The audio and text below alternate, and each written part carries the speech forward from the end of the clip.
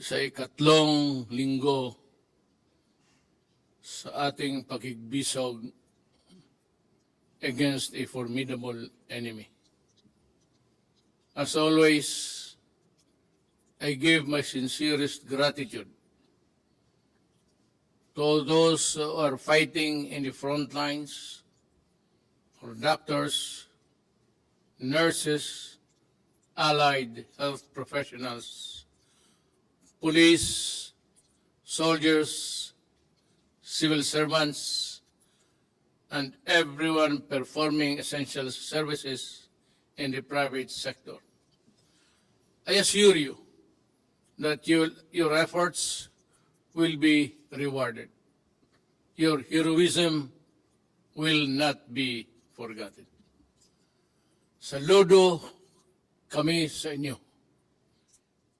Let me thank the LGUs who are doing their best to contain the spread of the virus in your localities. I see that you are employing innovative programs and initiatives to address the needs of your constituents. Yan ang dapat tulungan. Rest assured that the national government is behind you as we safeguard the welfare of our people in your communities. I issued an order through Executive Secretary Major Dia, clearly laying down the responsibilities of each department in implementing the Bayanihan to Heal as One Act. I have given them their marching orders, emphasizing the need for sufficient authority so that they do not have to go back to me and ask for clearance for each and every action they have to take. All of the details of our actions will be part of my report, which will be submitted to Congress pursuant to Bayanihan Act. There are now only two powers in the law that I reserve strictly for myself. One is the power to direct the operation of private establishments. The other is the power to require businesses to prioritize contracts for materials and services necessary for the crisis. I will exercise these powers only when absolutely necessary. The government is now taking action and undertaking several key measures to overcome and recover from the effects of this pandemic. These measures have three main priorities. First, providing emergency assistance to affected sectors. The second, securing facilities for resources for the health sector. And third is performing fiscal and monetary action for the economy. First, the government is now launching the largest and widest social protection program in our country's history. Pinakamalaki itong tulong ng ibibigay ng gobyerno sa mamamayan sa history natin. Karoon lang tayo nagkaroon ng problemang ganito. To make up for the loss of economic opportunities due to quarantine measures in the place of COVID-19. We have allotted 200 billion pesos for low-income households who are badly affected by the current crisis. Sila ang nasa informal sector and those who live day-to-day on subsistence wages or no work, no pay. Arrangements, beneficiary households will receive emergency support for their 2 months based on the regional minimum wage. However, I still count on everyone to also look out after their fellow men, their countrymen. To those who have more in life, I implore you to share in the cost of taking care of the less fortunate and keeping our society intact. They have also contributed to our prosperity in one way or the other. So let us support them in this crisis. Okay. Let it be said that in the hour of our country's greatest need, we all look out for and help each other. Buksan natin ang ating puso sa nangangailangan. I also appeal to the private sector to contribute in any way you can in dealing with this national emergency. We implore employers to do their part in protecting the welfare of the millions of Filipino households that belong to the formal sector and depend on their employers for continuous livelihood. For those who have silently helped away from the cameras, maraming salamat po. The government will provide a recovery package, especially to micro, small, and medium enterprises to help deal with the economic effects of this pandemic. My economic team is already creating the guidelines for this as I speak.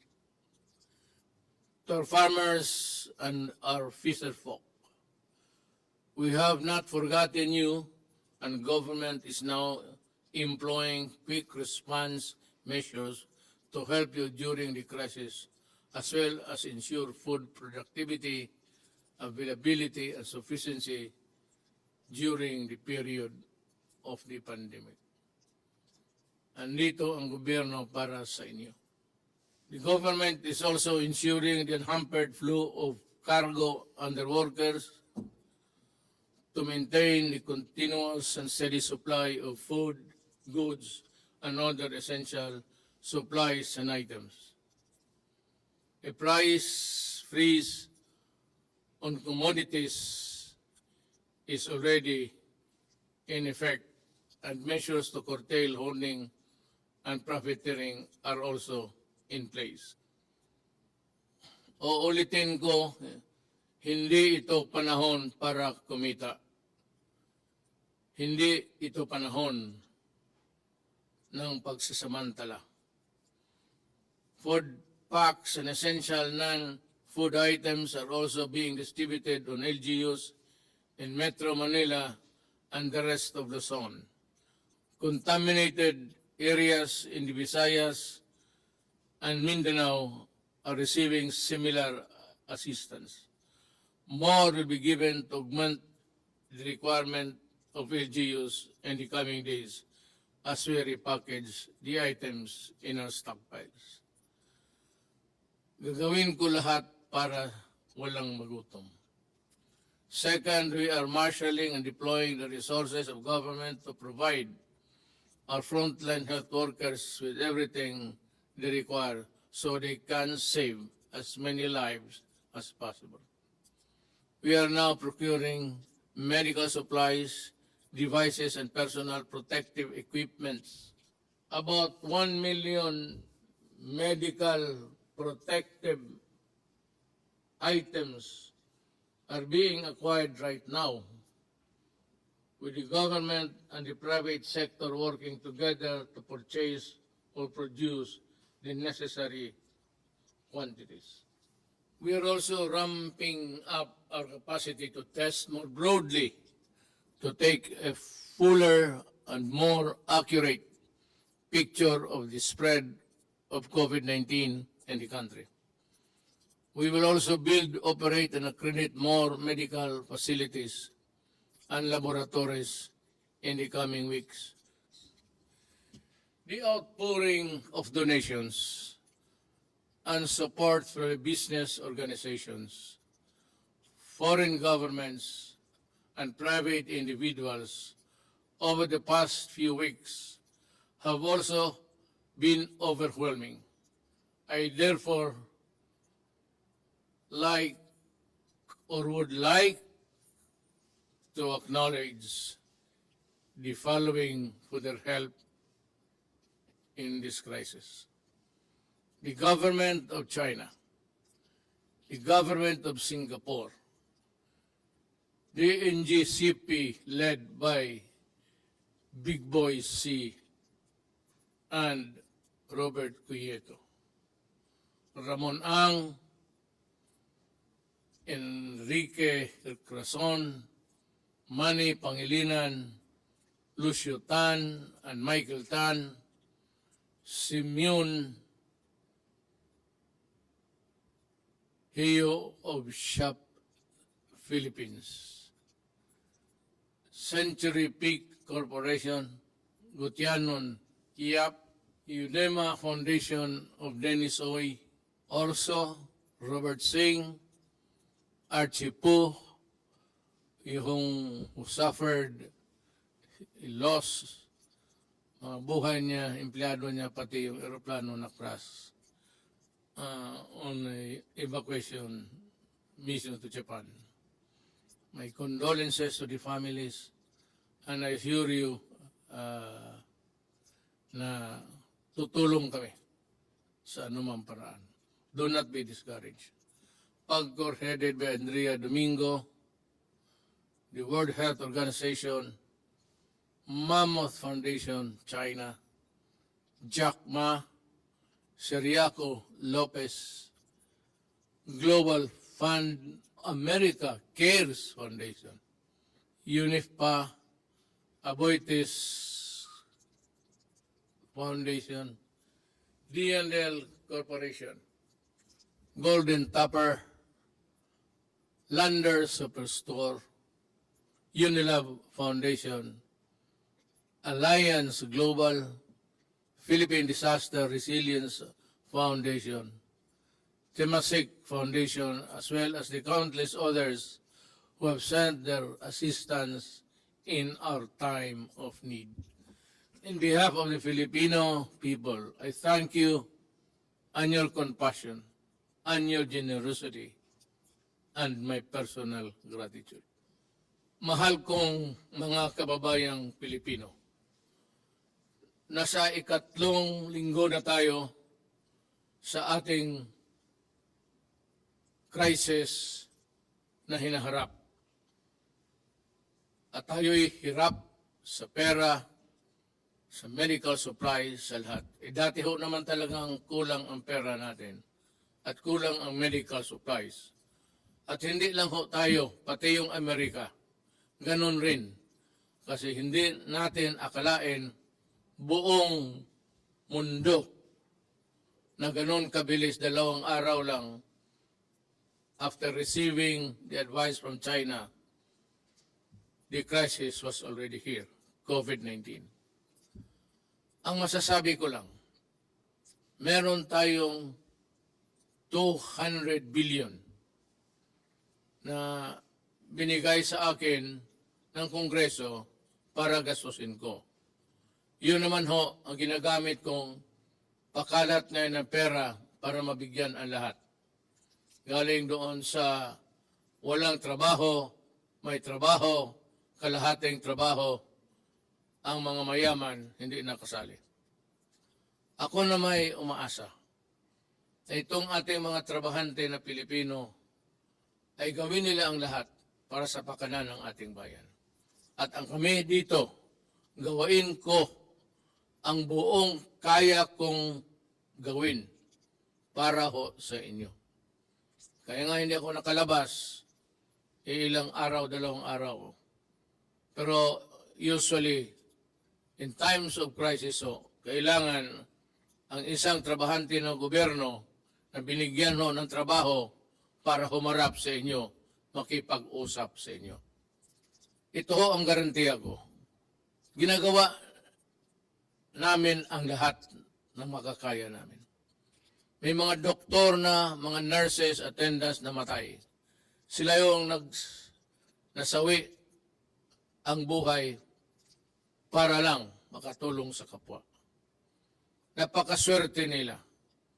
Namatay sila para sa bayan. Yun ang dapat, ang rason na bakit tayo mamatay. Huwag tayong mamatay sa ibang rason na sagasaan ka lang at wala ka namang ginawa. It would be an honor to die for your country, I assure you. At ako naman ang filosofiya ko ganito. Sa nagtatrabaho, kung protected ka lang, make yourself fully covered, protected, para walang madisgrasya. Pero ang doktrina ko sa buhay, ako, si Rodrigo Duterte, kung panahon ko na.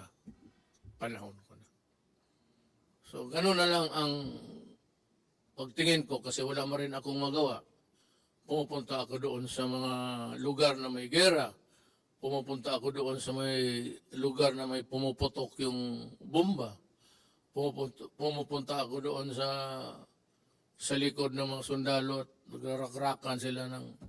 hindi ko masabi kung kailan ako. Kaya sabi ko na lang, Diyos ko, pag panahon ko na, kunin mo na ako. Huwag kang mag-atubili. Bahala ka na. So sa mga kababayan ko, hindi ko naman sinasabi na sundin ninyo ang aking filosofiya. But somehow, let the thought comfort you that I really worry about you. That I worry that you will not be able to reach an old age with your children and grandchildren. Kasi ako, nandyan na patapos na ako. Kaya ko masabi yan. So, trabaho lang tayo. Ang mga supplies nandyan na at makabili na tayo ng kailangan ninyo. Ngayon, sa mga tao na binigyan ng people task of distributing the money, distributing the food, distributing the relief goods, kindly do it. I use the word to a T.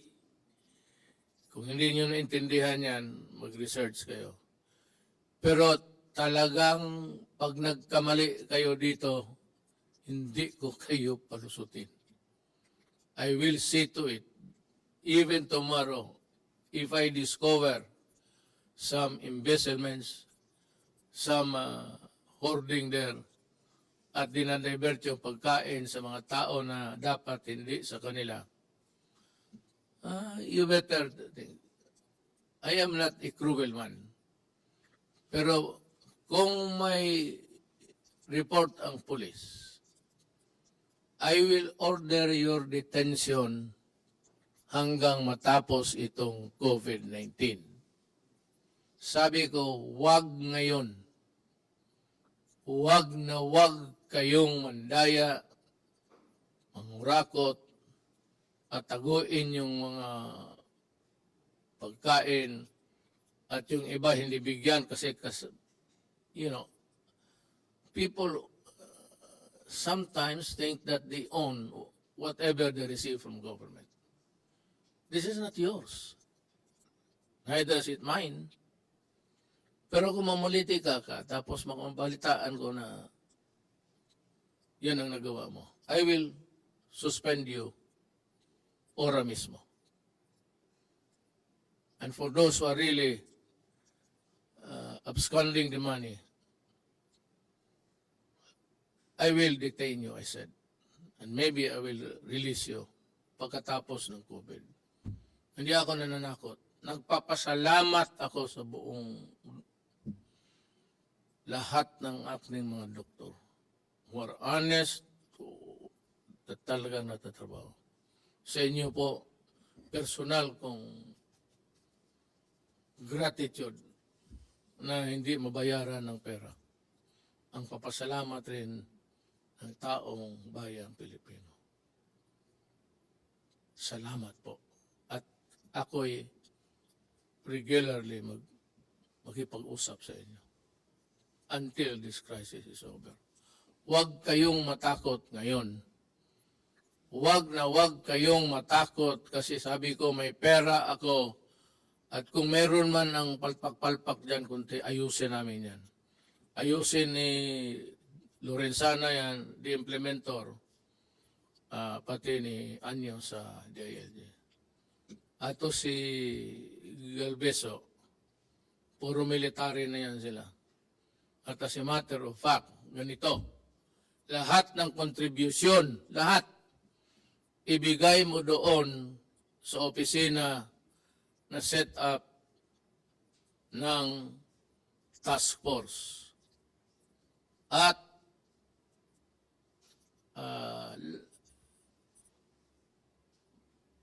kung may releases man lahat, accounted dyan, tapos then there's another audit in the integrity of the procedure. Yan lang po. Papasalamat ako sa lahat ng trabahante ng gobyerno nandyan. At ako naman po at the same time nagbibigay ng warning. Totohanan ko talaga kayo. Sa crisis, tapos gawin mo pa yung dapat ka talagang ikulong. Hindi kita i-release. At huwag kang, hindi ako maniwala ng kaso-kaso. Hayaan mo, magpapapreso ako. Balang araw kung mali ang sinabi ko at ginawa ko. Sa inyong mga Pilipino, mga kababayan, mahal ko. Mga Bisaya, sumunod lang kayo. At walang problema. Daghang salamat.